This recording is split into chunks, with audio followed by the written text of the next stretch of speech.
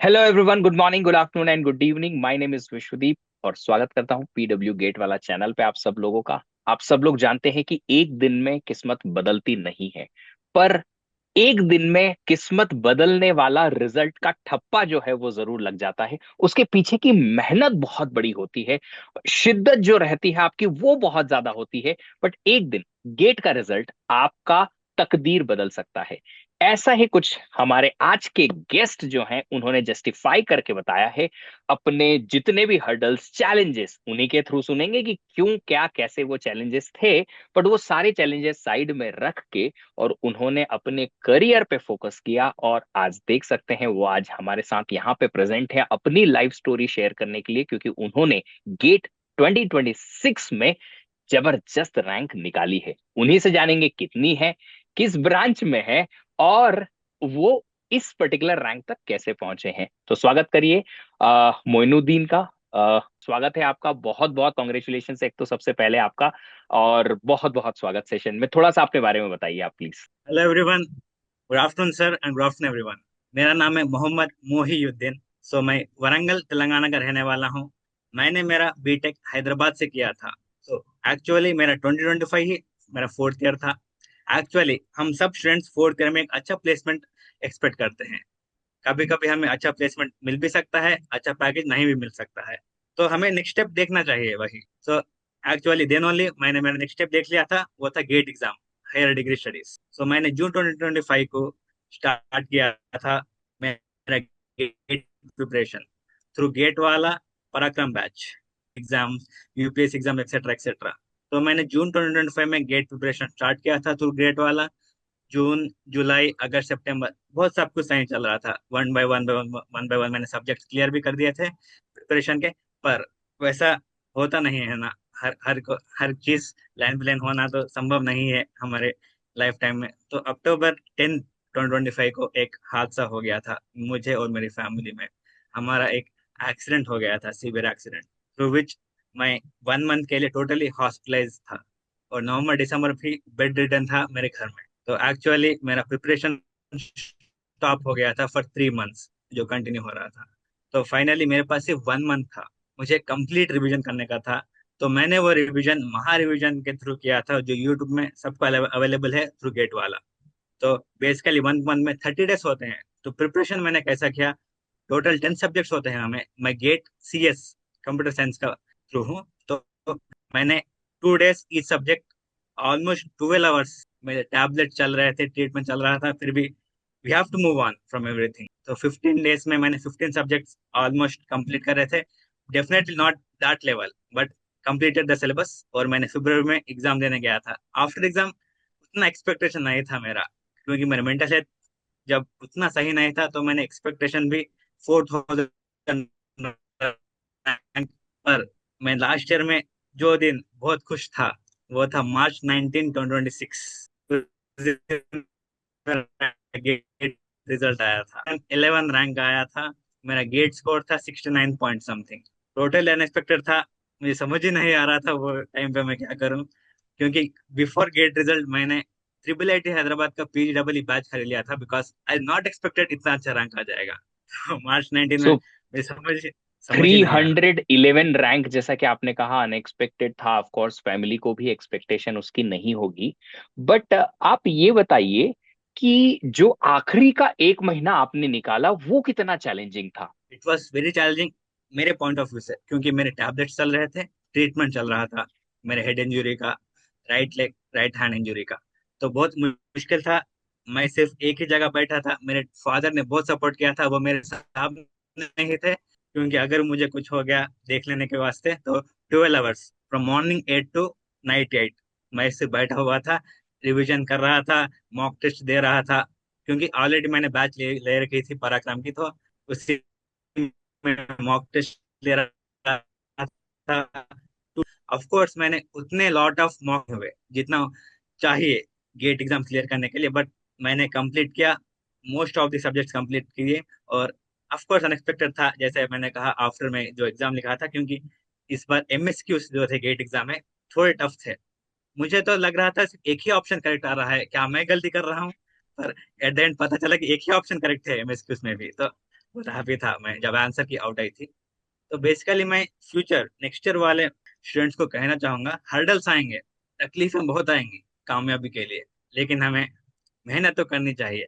चाहे वो आपके पास 1 मंथ बचा हो, 1 वीक बचा हो, पर we have to move on to the next thing. So basically GATE preparation अगर आपको बहुत अच्छा टॉप रैंक आने का है, तो हमें 1 ईयर प्रिपरेशन मैक्सिमम चाहिए।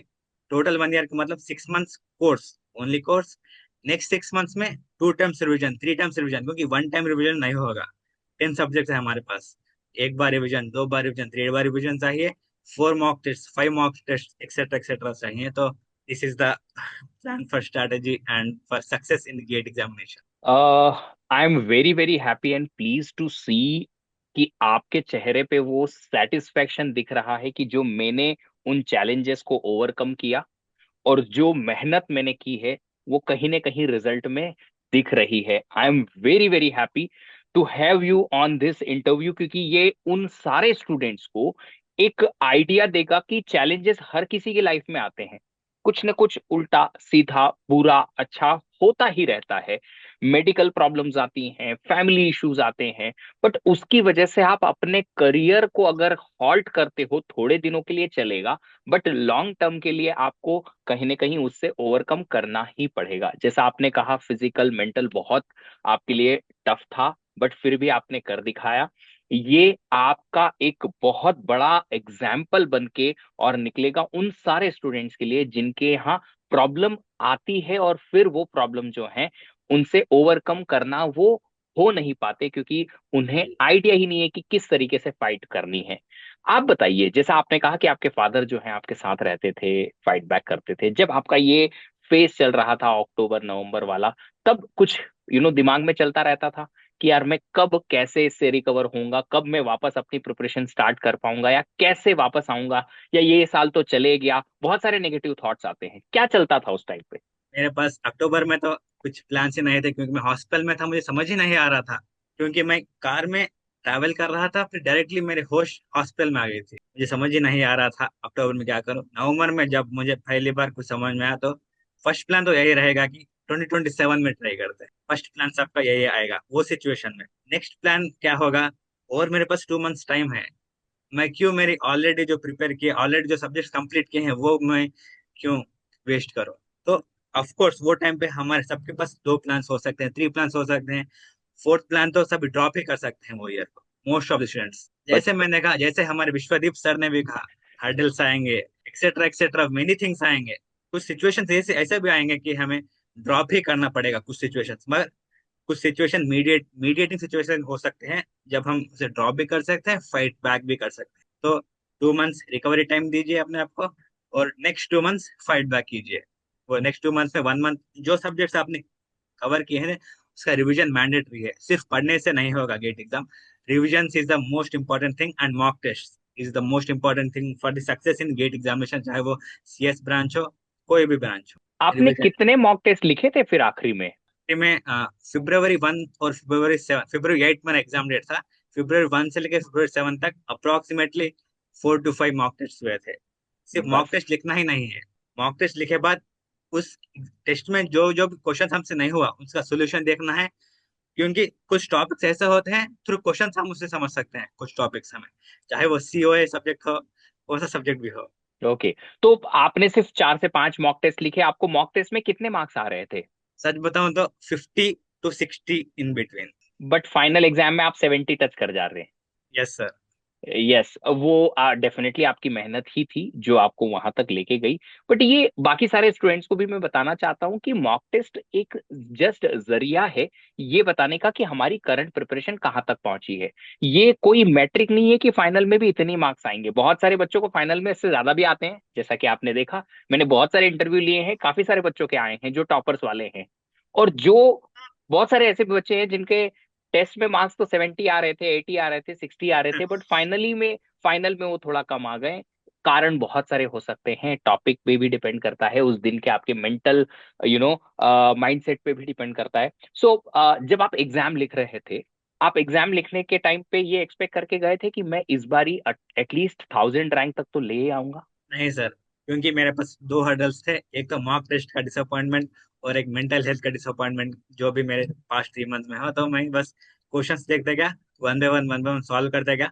एमएसक्यू के टाइम पे मेरा कॉन्फिडेंस कम हुआ, मगर फिर भी मैंने एमएसक्यू में जो मुझे आंसर आ रहा था वही मैं टिक करते गया। पर मुझे 100% श्योरिटी मिल ही नहीं रही थी कि एमएसक्यू के आंसर मुझे एमसीक्यू क्यों आ रहे हैं। हम्म। तो वहां पे थोड़ा कॉन्फिडेंस कम था, पर फिर भी मैं क्वेश्चन आया आंसर कर दिया, नेक्स्ट। ऑफ ओके, कोर्स और कॉन्फिडेंस। जब जब रिस्पॉन्स शीट आई थी, और यस सर। रिस्पॉन्स शीट आई थी तब क्या लग रहा था? तब आपने चेक किए थे मार्क्स कितने आ रहे हैं, रैंक कितनी बन रही है, एक्सपेक्टेड रैंक ये आ रही है? लग रहा था कि 311 आ सकती है? Yes sir. यस सर, जब मैं काउंट किया तो 67 समथिंग मार्क्स आ रहे थे। जब मैंने एमएसक्यू का आंसर शीट देखा तो सभी सिर्फ एक ही ऑप्शंस थे जो मैंने पुट इन किए थे। मैं तो आउट ऑफ द बॉक्स हो गया था। उसमें मेरा एक्सपेक्टेड रैंक जो हम फिजिक्स वाला में डाल सकते हैं, गेट प्रीटर रैंक, उसमें मुझे 500 to 600 इन बिटवीन रैंक आ रहा था। तो मैं 1000 बिलो एक्सपेक्ट कर रहा था, एनआईटी वारंगल पे श्योर था ओके। थोड़ा सा। पर फिर जब मार्च 19 को 311 रैंक आया, तो मुझे और कुछ श्योरिटी मिली कि बॉर्डर लाइन पे चांस है आईआईटी मद्रास, दिल्ली, गुवाहाटी एक्सेट्रा का। Okay, great, that's amazing. I am very very happy in that case कि आपने जो भी एक्सपेक्टेशन की है उसको एक्सीड ही किया, आपकी प्रिपरेशन को लेके, आपकी मेहनत को लेके। 12 घंटे रोज पढ़ना 1 महीने तक, इररिस्पेक्टिव कि आपके साथ क्या हुआ है, आसान नहीं है। ऑफ कोर्स आपके साथ जो हुआ था उसके बाद तो और भी आसान नहीं था। बट जब आप ये पढ़ते हो, आपका कंसंट्रेशन हिलता है, डिस्ट्रैक्शन आता है, कंसिस्टेंसी कहीं ना कहीं ब्रेक होने की इच्छा करती है कि यार बस अब तो हो गया एक्सेट्रा। आपने उन सारी चीजों को कैसे टैकल किया? मैं बहुत लकी था, क्योंकि मेरे फादर ही मेरे लिए गॉड है। वो सब थिंग्स मेरे फादर नहीं हैंडल किए थे। मैं बस पढ़ने पे फोकस करो आप, मैं सब हैंडल कर दूंगा। आप कुछ भी मत सोचो, हेल्थ के बारे में एक्सेट्रा कुछ भी मत सोचो, मैं आपके साथ हूँ। और मुझे बस सब्जेक्ट क्लियर कर देते। मेरे साथ मेरे गॉड थे, मेरे फादर थे। तो मैं God clear everything for me. जो जो भी नॉन एकेडमिक्स थिंग्स थे मेरे साथ, जो भी हो रहे थे, जो इंजेक्शंस लेना था मुझे रोज, जो भी टैबलेट्स खाने थे, जो भी ग्लूकोज एक्सेट्रा एक्सेट्रा, सब मैंने फादर ने क्लियर कर दिए मुझे।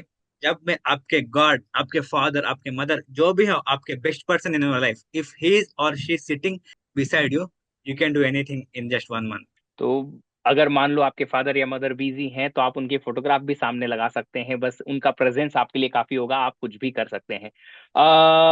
जी सर। मोइनुद्दीन, मैं रियली बहुत इंस्पायर हो रहा हूँ आपकी इस जर्नी से। और specially you know thank you बोलना चाहता हूँ आपके फादर को कि उन्होंने अपने आप को इतना बड़ा गिफ्ट दिया है आपकी हेल्प करके। ये रैंक जो है उनके लिए है, उनको डेडिकेटेड है आपकी तरफ से, क्योंकि ये उनका पूरा जो जज्बा है, मेहनत है। एक चीज और मैं यहाँ बाकी सारे स्टूडेंट्स को बता सकता हूँ कि मोस्टली जो फादर्स होते हैं ना, उन्होंने लाइफ को हमसे ज्यादा देखा होता है और उन्हें पता है कि लाइफ की रियलिटी क्या है। तो वो जानते हैं इस फेज की कीमत, की अगर इस फेज में तुमने अच्छा कर दिखाया ना, तो तुम फिर जिंदगी की जंग में बहुत आगे जाओगे और बहुत अच्छा करोगे। So 3 cheers and congratulations to your father too, जिन्होंने इतनी मेहनत की है।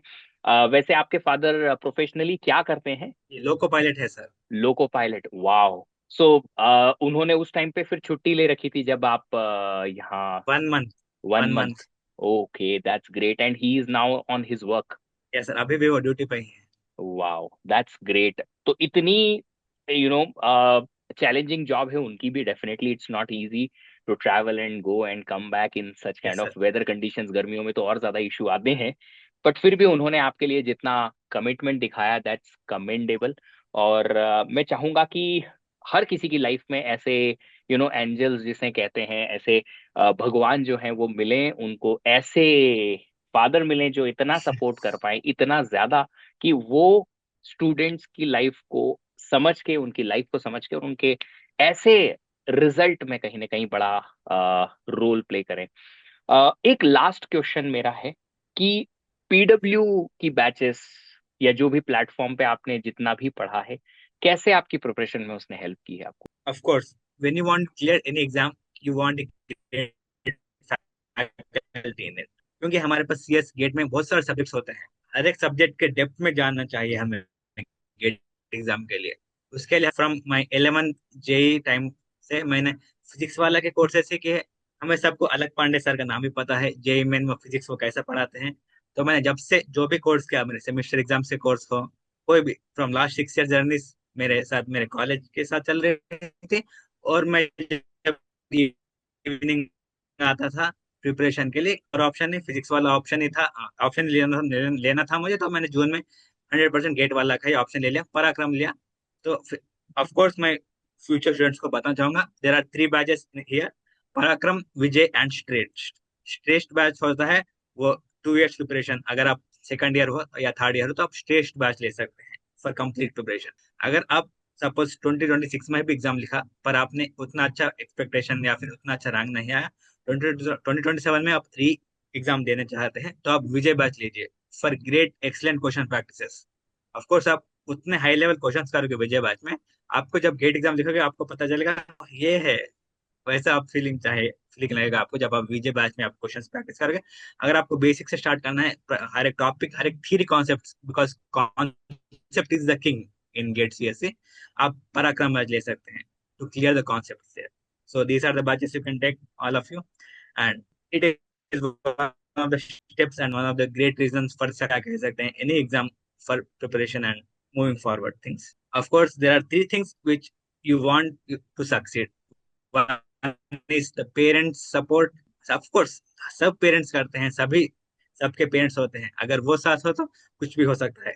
विदाउट प्रिपरेशन भी आपको एक कॉन्फिडेंस आ सकता है एग्जाम के टाइम।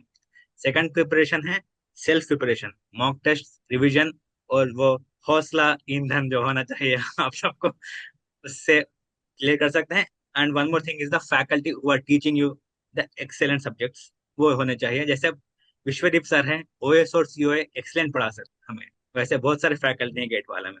तो concentrate and just study for 2027 students. Thank you so much. आपने इतना जो विस्तार से सब कुछ समझाया, we are pleased to have you on our batches, and I'm very very happy personally on my personal front, as of course PW member also and as a personally teacher also। मैं ऐसे students को really बहुत ज्यादा admire करता हूं जिन्होंने ऐसी advert situations में भी अपने आप की मेंटल हेल्थ को सही तरीके से संभाल के रखा, बटोर के रखा और ऐसी रैंक निकाली जो कहीं ना कहीं आगे जाने वाली जनरेशन के लिए सालों तक एक बहुत बड़ी मिसाल कायम हो सकती है। जब भी थैंक यू आप सर। अगली बार अपने फादर से मिलेंगे, उनको मेरा नमन कहिएगा, नमस्कार कहिएगा कि मैंने उनके लिए एक छोटा सा मैसेज भेजा है कि उनको थैंक यू बोला जाए, क्योंकि ये रैंक जो है उन्हीं की बदौलत आई है, जो मैं समझ सकता हूँ आपके लिए। Moinuddin, thank you so much for joining this interview.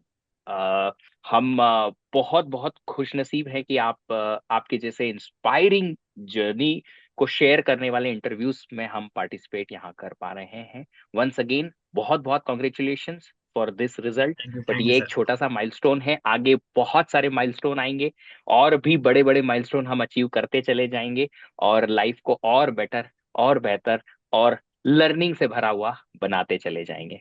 Thank you so much. Thank you so much sir. Thank you.